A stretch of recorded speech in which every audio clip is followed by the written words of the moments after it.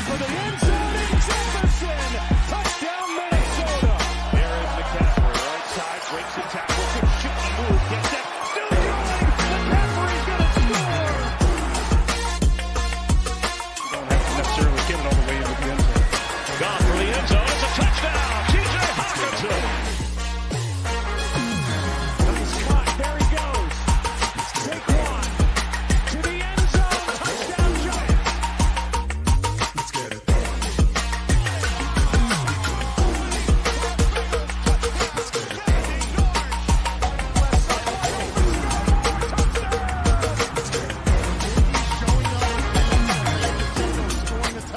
Step back, throws a fade, back shoulder, Cooper Kupp got it! Cooper Kupp brings it in!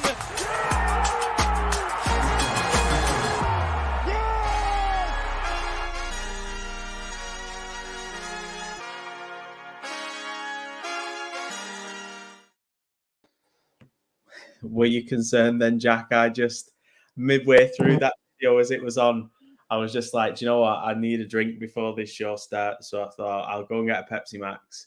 And I was like, part of me was thinking, should I just stay over here until the video goes off and just see how Jack reacts when I'm not there to introduce week 5 show? But when you said you were going to get a drink, I thought you might be going to get a beer or something. Oh, I was going to say, you had enough of that on Sunday, didn't you?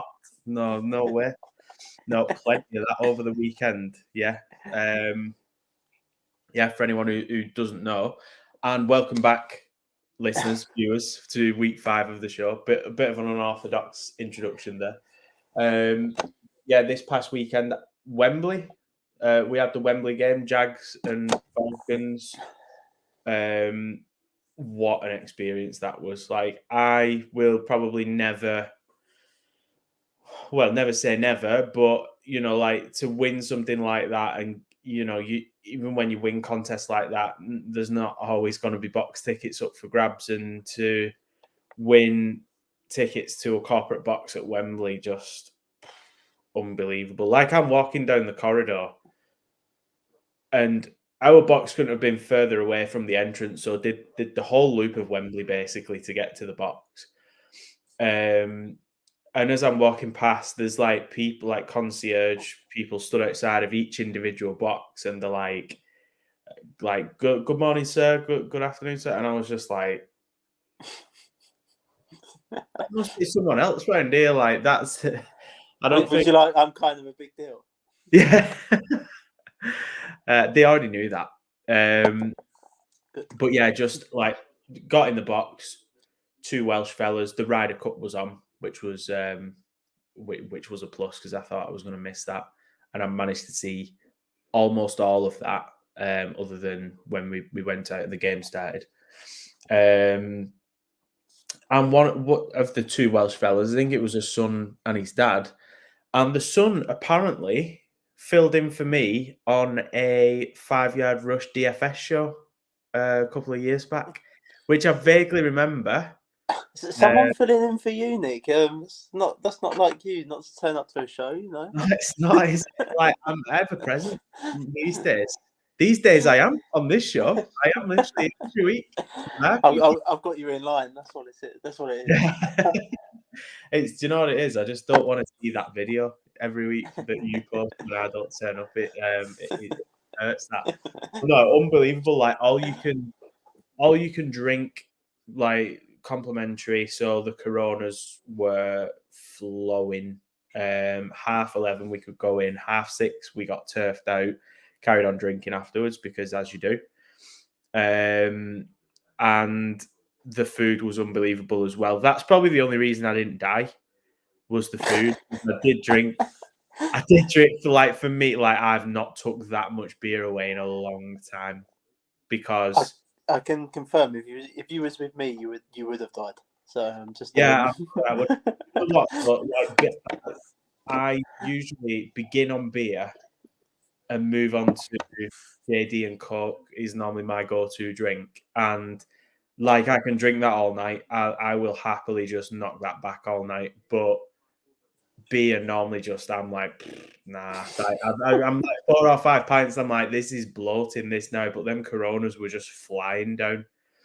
But yeah, unbelievable experience, and played the showdown game as well.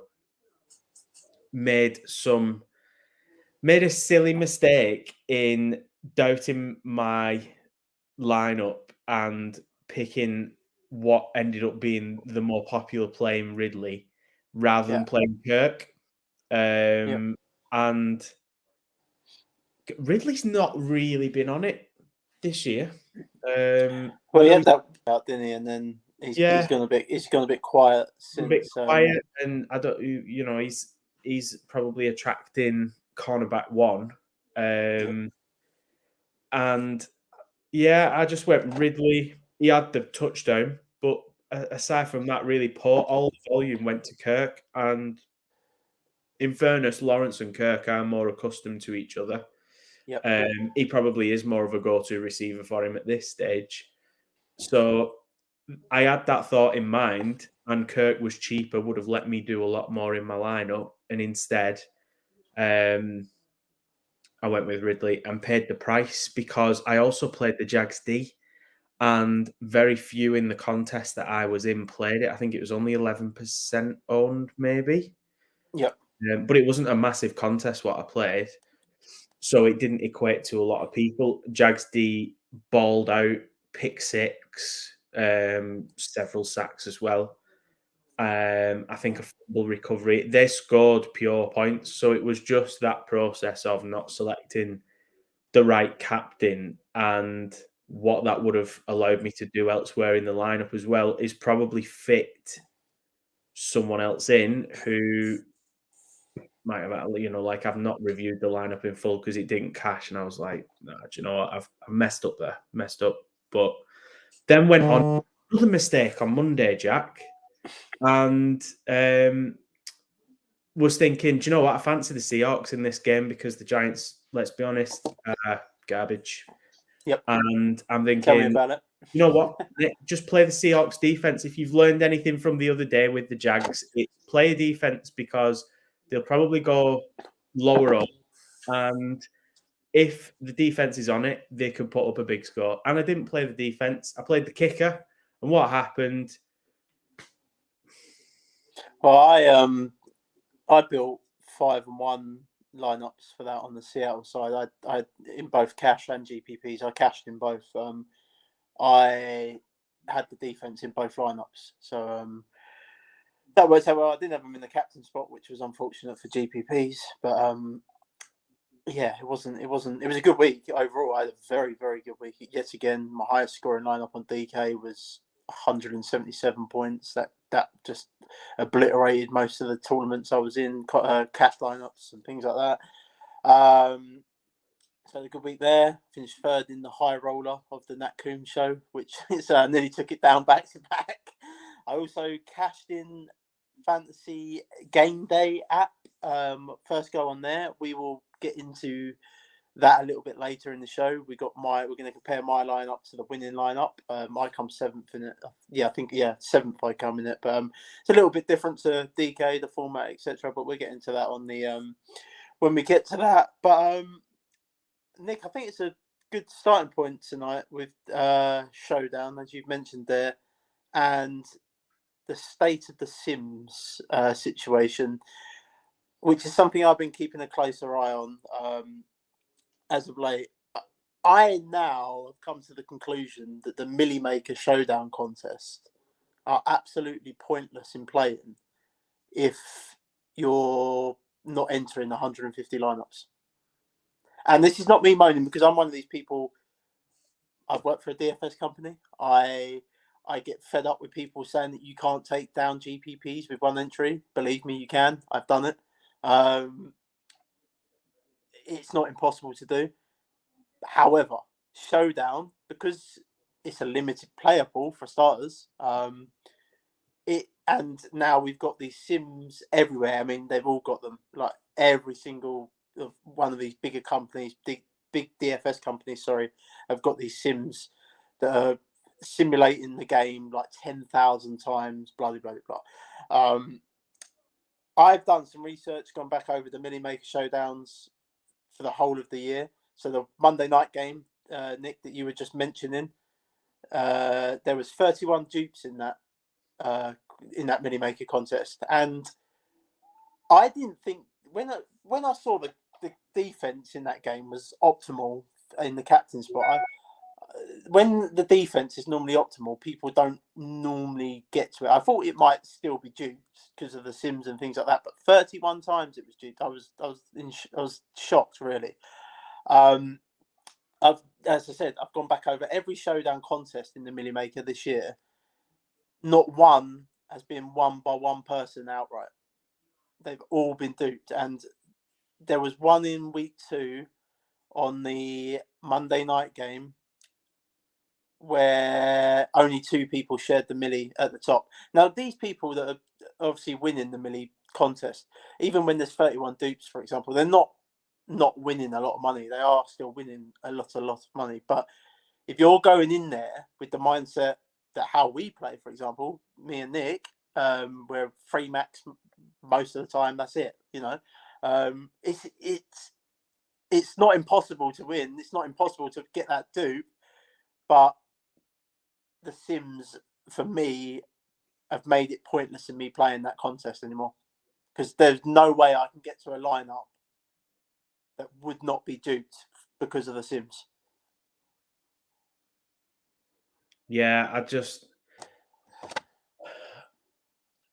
and like we've spoke about it in this week, haven't we? And I know you said like that because of what is available now and what it's doing, it's basically just kind of like it's just killing showdown off, really, unless you're going to play a single entry showdown or a low entry, like you just said. I'm to be honest, that like I feel exactly the same about it. In fact, when I'm playing showdown now, I'm often just playing like single entry, trying to win tickets on showdown for the millie or like puck drop or something like that, because the NHL season is just around the corner. So trying to win a couple of tickets for that. Like it's just I agree with you. When you look, like you need literally like the stars to align, and even if they do, there's a chance that a lot of other people's stars have aligned as well. And I think for me, the way I'm going to be playing it going forward, if I've learned anything this past week, it is just stick to your initial thought and don't try and get too clever with it, and don't be distracted also by the fact that you can afford to put a player that's a bit more expensive in your captain spot or something like that. Like if that wasn't initially your thought on captain, then just don't do it. Don't let the budget dictate who you pick. And the other thing being, like if you are going to put, like if there's a way that you think the game's going to go without reading too much into the script of the game, as we said before, if you think that one team's going to come out on top and there's a chance that they could keep them low score, play the defense, because certainly in the showdowns that I entered over the weekend, they did tend to be a little bit lower owned compared to some of the others. But yeah, I'm with you, Jack. I'm literally with showdowns now. I'm playing single entry. I think that's the only thing you can do really is if you play like us, you play the single entry, you play the free max, play cash, you double up and things like that. But unless you're going to enter 150 lineups into that Millie Maker contest now, just because showdown is a limited player pool, like for me, this doesn't affect the Millie Maker main slate contest at all because there's a massive player pool to choose from. But on showdown, you've got a limited player pool. If you're not entering 150 into that contest, it's absolutely pointless in playing it. Yeah. In my opinion, there's just no path for you. You can get as different as you want to get different. There is no path for you to get a lineup that won't be duped. I'm almost even at that point with the normal Millie, Jack. Like the normal Millie's different because you've got a bigger player pool to play with. But unless I win a ticket to the Millie, I'm a little bit reluctant to just enter it when I know that so many other people can max enter that contest and literally absolutely dwarf my entrance. What is the millie? Is the millie 150 lineups max that you can put in the millie? Yeah, but I mean, because You can yeah, get, it is. you can Like get I unique in that. I get that side of it, and I'm not saying I'm against the millie because I understand that to win something like that, you can literally pick a unique lineup that no one else would have. yeah, But what the point I was trying to make is what I might spend on a milli ticket. If I win tickets to it, great. And those contests to win those tickets, the low entry fee contests that have a smaller field. Though it doesn't help when DraftKings don't award assists when players actually get them. they will. Don't worry. But what I was going to say is, given that I tend to play either single entry or, like you said, max 3, just use those funds to enter contests that might be of a similar kind of entry fee where the field's a little bit smaller. You can build your lineup a little bit different. You don't have to maybe get as unique, maybe a little bit unique. That's where I'm kind of thinking to go with it. And like I said, if I win a ticket to the millie, great. You know, you can still build a really unique lineup in the millie that no one will duplicate. We've seen that practically every week, I think. But yeah, I see. I will always play it just because, like that one chance that you can do it. I fully expect to lose the $20 that I put into it. It is what it is. But I would always play the showdown ones as well. I'm not playing them anymore because the Sims, and it's the Sims that are doing it. I've killed it. Yeah. Sad state of affairs. We will speak to Dad about it when he comes back. We will. From sunning himself. That must be gutting for you as well, Jack, because I know Showdown was like your favourite form of playing it. And now it's like it's taken that away from it. It is my favourite form of playing it because I'm a hand builder. And as I say, before these Sims come into play, I felt I had a bit of an advantage in there because people were still using, like optimizers and things like that to get their like 150 lineups, like Fantasy Cruncher and things like that. So I always thought I had a bit of an advantage going in there hand building because I could think differently and outside the box to what these optimizers and things would do. But now you can't because these Sims will also think outside the box. So, and they'll find that lineup that you found. And like I say, on Monday night, 31 teams shared that $1 million prize pool. I know it's still a lot of money, but it's killing Showdown.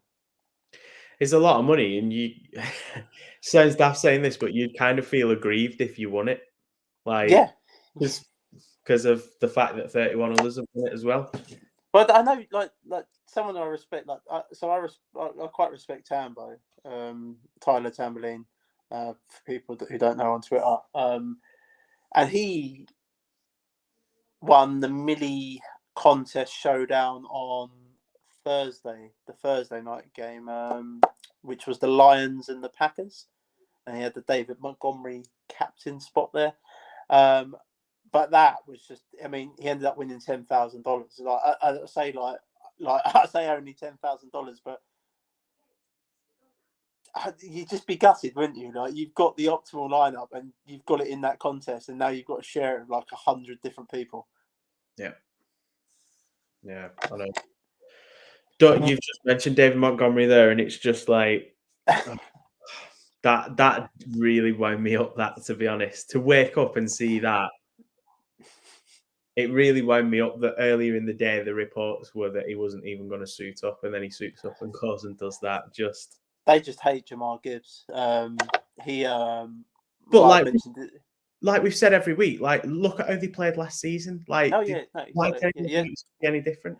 Yeah, no, exactly. And Jamal Gibbs is useless in pass protection, and people can, oh, it doesn't matter for fantasy. Well, it does, because it's what ultimately gets them on the field. And I will always go back to this one, because this is the first thing I said about this player when they come out of college, Clyde Edwards-Helaire, that he couldn't pass protect. Look what Clyde Edwards-Helaire does now. Not a lot. And he's been like that most of his career. He's not exactly done a lot.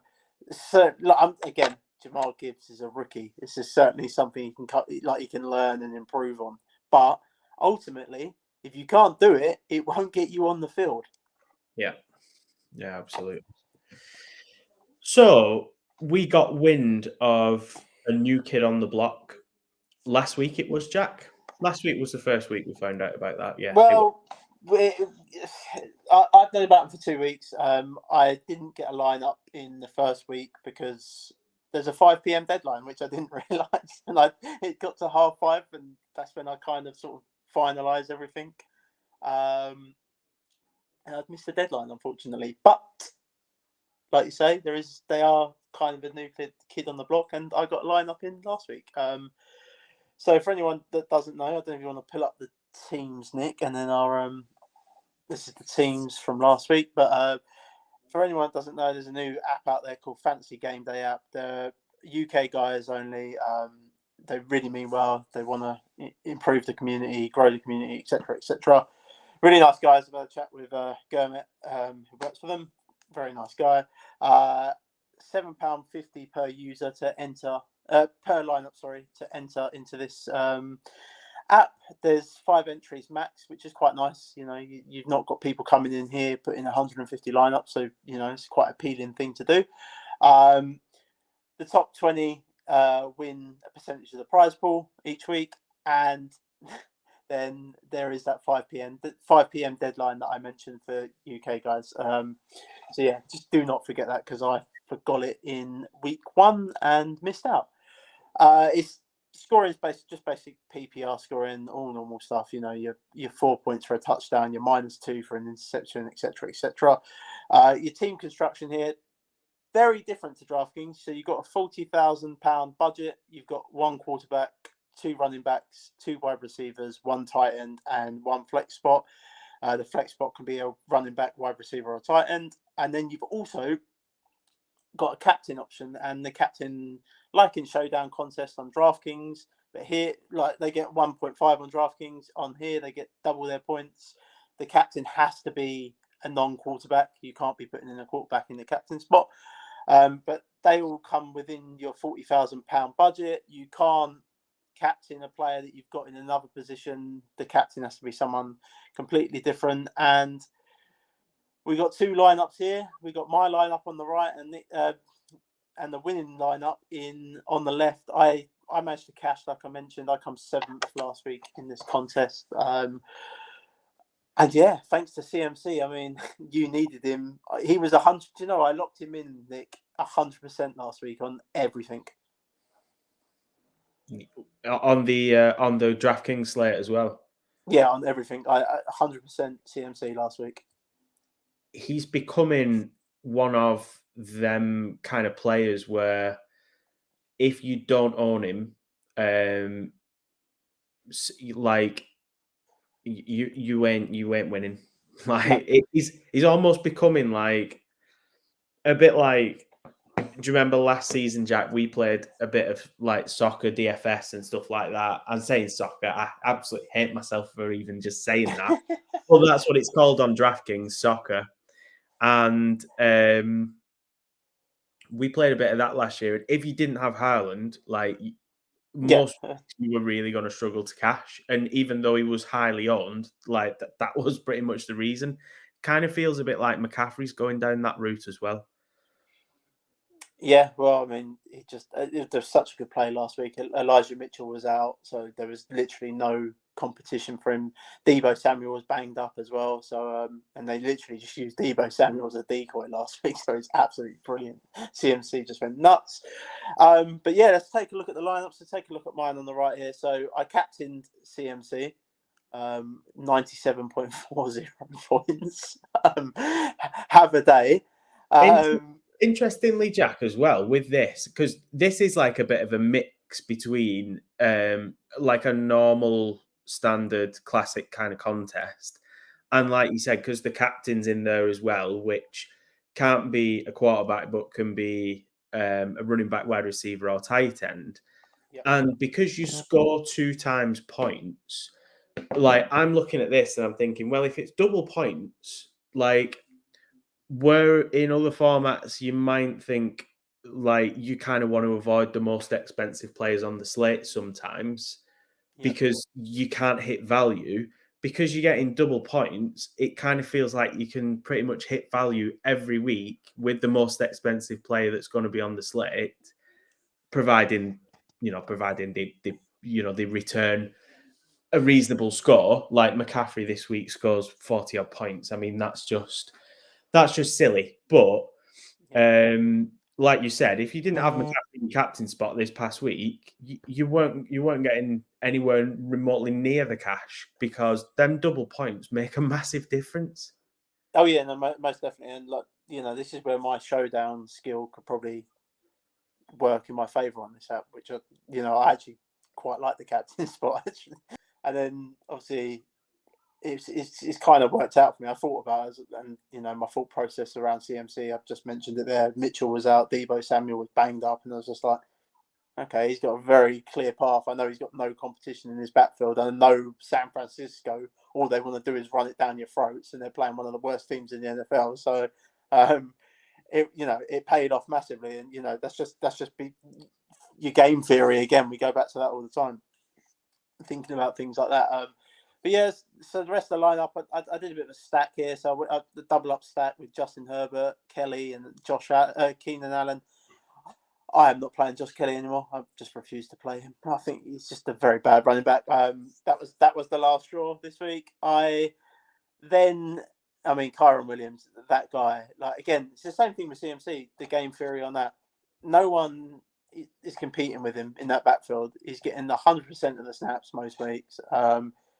It was again him and CMC. I locked in every single DFS lineup I had this week. It was so easy to do it. Do you know what? As on the drive down to London, I was building a lineup for I don't know if it was my Millie lineup, and initially I ended up with Brock Purdy at quarterback, but initially I was saying to my mate who I was driving down with, I was like, Matt Stafford looks a bit underpriced there. Matt Stafford, Puka Nacua, Kyron Williams, big old stack, because Nacua was seeing all the targets and did again this week.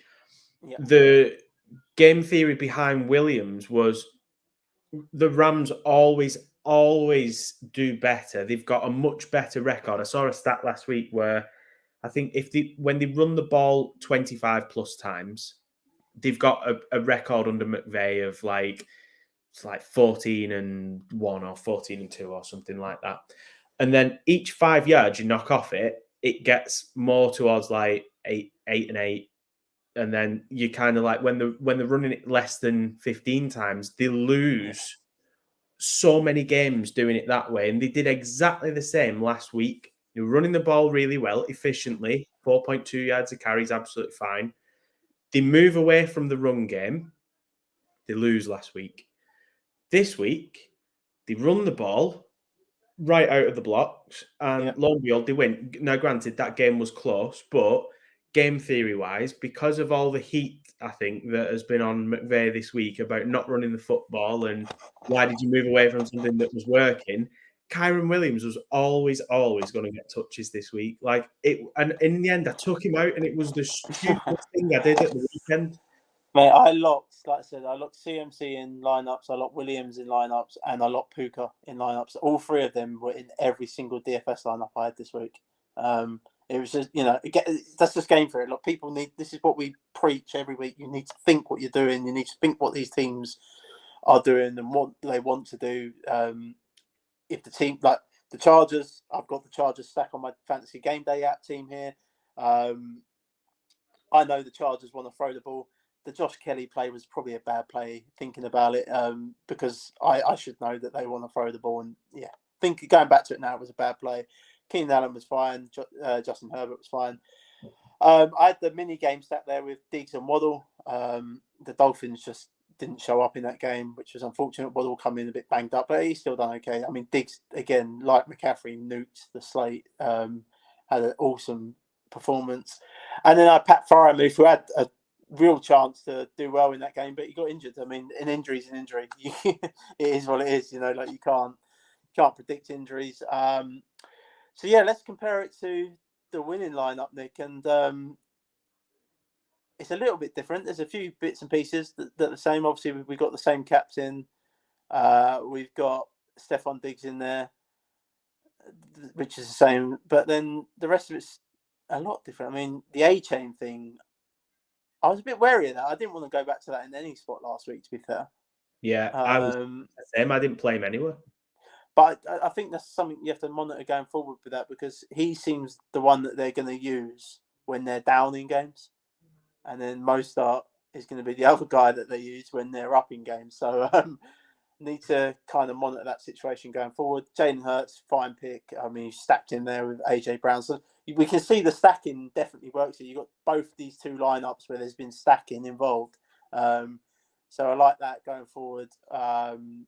Something to monitor. Keep doing when I'm playing this game. I mean, it's a big old Bills-Dolphins stack there, isn't it? Yeah, You've got A-Chain, Cook, and Diggs. An interesting stack as well, because he's stacked running back, wide receiver. Well, he's stacked two running backs in the same game as well. Exactly, yeah. He's got the Miami one in there as well. Now, Cook 14.7. I can't remember what price Cook was, though I do remember looking at him in the app. But interesting that he's played A-Chan, because, to stack Diggs and Cook, I'm thinking, has he thought, well, I fancy the Bills in this game to be the better team offensively, potentially win the game? You would have potentially expected to see a Dolphins run back, maybe at receiver, but he actually runs it back with A-Chan instead. It's an interesting stack. Yeah, no, most definitely. And then you've obviously got a couple of one-off pieces there, haven't you, in Cortland Sutton, which was fine. I think Cortland Sutton got in the end zone last week. I can't really remember. And then Austin Hooper, who's someone that I used in a couple of places last week, just because you had that rookie quarterback in, and we know what rookie quarterbacks want to do. So the Austin Hooper plays is fine by me. I just went to Pat Fryermuth, and again, unfortunately, got the injury there. But yeah, two different lineups there. But I mean, any sort of thoughts from you, Nick, on these two lineups? Like, as we've mentioned, the stacking clearly is a thing that you can do in this app. It clearly works. It's the same sort of thing as DraftKings that way. You definitely have to hit the captain, I think, if they're going to nuke a slate like CMC nuked the slate last week. I will sort of when I keep playing this over the weeks, I'm going to monitor it, see what works best in that captain spot. I've got a funny feeling it's going to be a running back most of the time. Yeah, a high volume running back at that, and someone that contributes both in the ground game and through the air as well. Yeah. Three thoughts I have, Jack. First one is the captain. I mentioned about how important getting the right captain is, given it's double points. With the captain, I mean, what I found with this, and this is kind of one of my other 3 points as well, is the pricing I felt when I was building my lineup on this app compared to DK, where sometimes I feel like I need to put a little bit of we call them free squares, someone who's quite cheap, might be a little bit highly owned, but do you know what? You plug them in because you can build the rest of your lineup a little nicer when they're in. It didn't feel like you had to get massively different, because the pricing's quite kind, I think, in this app. And it is. I know I say I lock Puka in every lineup. Obviously, Puka's not in this lineup. I couldn't get to Puka because he was so expensive on this app compared to DraftKings. But that's where these guys are, compared to DraftKings, they're a bit more clever. They've worked the pricing out well. They know who's performing well, etc., etc. Whereas DraftKings sometimes just like Nick's mentioned there, you get a free square because they just price someone down like Puka or something, and it's just like, okay. It's like Kyron Williams last week on DraftKings. It was $6,000. It was a lock. It was just the easiest lock ever. It's too cheap. But it's like the week before when I had the good week, Tankel was like 3,600, and it's like, well, obviously I'm going to put him in my lineup at that. Like, it's this free square, free money, free value. Yeah.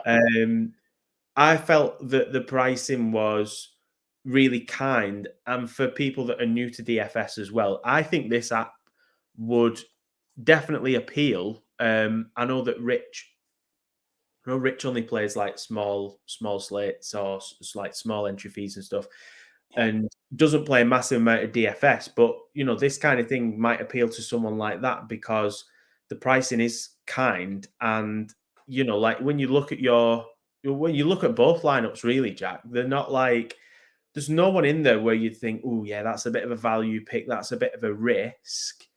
Everyone that's in that lineup had equal opportunity to do well. Granted, some others haven't. The likes of Kelly, and you're a bit unlucky with Waddle, to be fair. First week back, I had Waddle in my DraftKings as well because I thought he was so much cheaper than Hill. I put Waddle in. I don't know how closely they were priced in this, but you're just unlucky there. Like, I understand completely the theory of putting him in because I did the same thing myself. But the pricing felt really nice. As you said, the stacking, it feels as important in this as it does in, when you're building lineups in DraftKings, we stack, and the stacks in this feel as important. One less wide receiver slot as well. So that's worth bearing in mind when you're building your lineups. And is that what you target in the flex? I probably would more often than not, if I'm being honest, especially high like you have with Diggs. I say I will do some bits and pieces on this. I'm going to release a newsletter on this as well, breaking it down, how it works and things like that, some quick tips and things. But I think what you've just said there for me is how I'm going to play it. I'm probably going to play the wide receiver in that flex spot, and in the captain spot, it's going to be a running back. Yeah, definitely. And I think getting the right captain in, could them double points are going to be so important. And even if it's the most expensive player in the slate, which I think McCaffrey was this week, you can afford to put him in that captain spot because then double points just make a massive difference. So the other thought I had in mind was with the 5 p.m. lock, the clocks will go back soon. So don't forget, we'll have at least 1 week where that lock will be a 4 p.m. lock. Well, yeah, exactly. Don't get caught out by it. As I say, I got caught out week 1 by it. And it was a shame really. But it's the 5 p.m. lock as well. It certainly brings some other things into the equation because, like we had the news the other week, didn't we, with the Rams, and it was like it was like 10 minutes before kickoff. It was like Cam Akers is going to be inactive. Like what? Thanks for that. Yeah, so if you're playing this app, you wouldn't have been able to change that. So something to bear in mind. Maybe you need to. If most of the time with NFL, we get that injury news well in advance anyway, don't we? It's normally a couple of hours before minimum. That was a rare occasion. We very rarely see things like that, but something you're gonna have to bear in mind going forward. Yeah, be interesting to see this grow as well, because at the moment we've just got that 750 contest. As it grows, you'd like to see more contests on there, and I'm sure we will. But yeah, enjoyed it week 1, Jack. Looking forward to playing it again in week 2. Mistakes were made on my side, but I am going to blame the corona for that. And just go and give them a follow on Twitter at Fantasy_Gameday. As I said, great bunch of guys, want to do good in the community. I like the app. I like the concept of it. And I had good fun on it week 1. That's not just because I won. I actually enjoyed it, and I was there on Sunday evening watching it all come in live, and I knew. I mean, the guy that won, I could see his team. I was like, this guy's got it in the bag. You know, you can just tell, can't you? In that late window, you're like, he's got it in the bag. He's got the same player as me. That is the one player that's actually going off, and it was CMC. So in that late window, so I was just like, he's done it. That's it. It's game over for me. But yeah, as I say, go and follow them on Twitter at @fantasy_gameday, and they are on Instagram as well. So go and give them a follow over there. Great bunch of guys. Yeah, nice. Well, we're going to talk about this. I mean, we've spoke about it for about 20 minutes now, but it's the first week we've ever had the privilege of reviewing it, and it is something that we'll talk about every week in smaller segments because we'll have other stuff that we always talk about, like we have today. But we're going to look at this every week and see if strategy evolves, see if the contests evolve. But yeah, gonna be good to see it grow.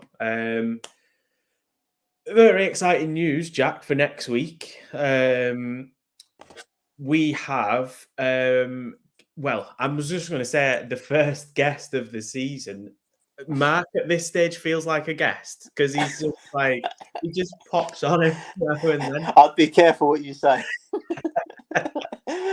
In fairness, he's probably got a few more in the bag before he catches up to me in terms of missed shows. But no, we're really excited. Next week, we have the very talented Ben Isaacs on, who recently wrote a book about the growth of NFL popularity in the community over here and what has contributed to that.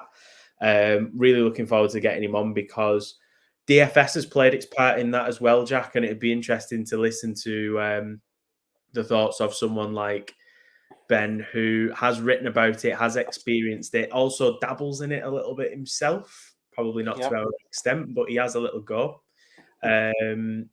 So yeah, really looking forward to that. Big guest for the first guest appearance of the season. Yeah, no, I'm looking forward to it. Like you say, DFS, and you know, it's certainly taken a part in the popularity of the NFL over here in the UK. Fantasy as a whole, really. I mean, 13 years ago now, I started playing NFL fantasy, and it's how I know as much as I do now, really, with the sport. You know, it's how I learned depth charts and things like that, and I've just kept it going and going. So yeah, if it wasn't for fantasy and then DFS later, I don't think. Yeah, well, it certainly wouldn't with me. NFL wouldn't be as popular with me. So yeah. And I've no doubt he'll be talking about his book as well when he comes on next week, which is the next thing on my reading list. But yeah, looking forward to that, Jack. Nothing else to say from me, unless there is from you, my friend. No, just give us a follow on the X, as it's known now, at Touchdowns for Dough. Sign up to the newsletter. I'll get them out again this week. Sort of got a bit slow towards the back end of last week. Yeah, I was a bit busy, so I didn't get as many out as I wanted to, but I'll be back at it again this week.